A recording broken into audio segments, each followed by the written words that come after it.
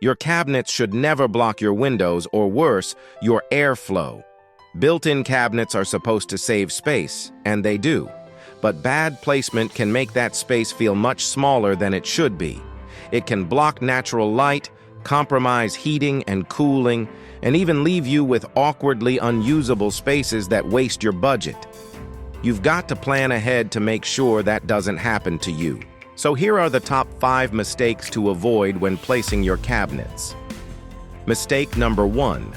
Measuring and placing cabinets based solely on their appearance. That means not taking into account things like swing clearance, window height, electrical outlet access, or how deep a cabinet should be. All those factors must be considered so that you do not end up with a beautiful set of cabinets that you can never actually use.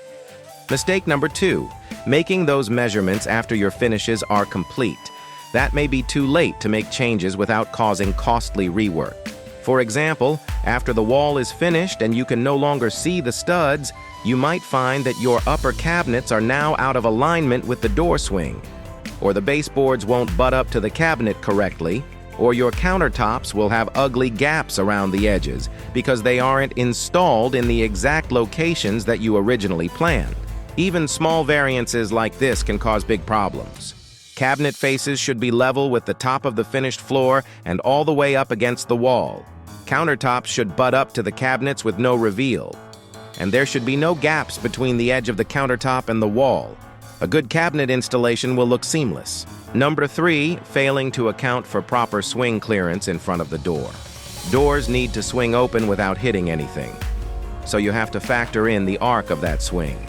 As a general rule, you need at least 30 inches of clearance in front of the door. So if a doorway is 36 inches wide, for example, you need an additional 30 inches outside that door to allow it to swing open. That means that any cabinet that butts up to that door needs to be at least 66 inches from the center line of the door. Also, cabinet toe kicks need to be considered. Those are the small spaces underneath the base of the cabinet door where your foot can fit. Typically, you'll find them at the same height as the baseboard. Sometimes they're higher, which means you'll need even more clearance in front of the door. Number 4, placing tall cabinets next to windows or vents. Windows and vents provide essential light and airflow, so don't cover them up unless you really have to. If you absolutely need a cabinet there, then consider getting a shorter one with glass doors so you maintain the view and the function of the window or the vent. Number 5, failing to map out the layout on the floor and the walls using masking tape before finalizing the placement. You can't rely on just looking at it in your mind or on paper. You have to see it in real life. This is especially true if you're doing a kitchen or wardrobe build, because these are extremely expensive projects and mistakes would be very costly.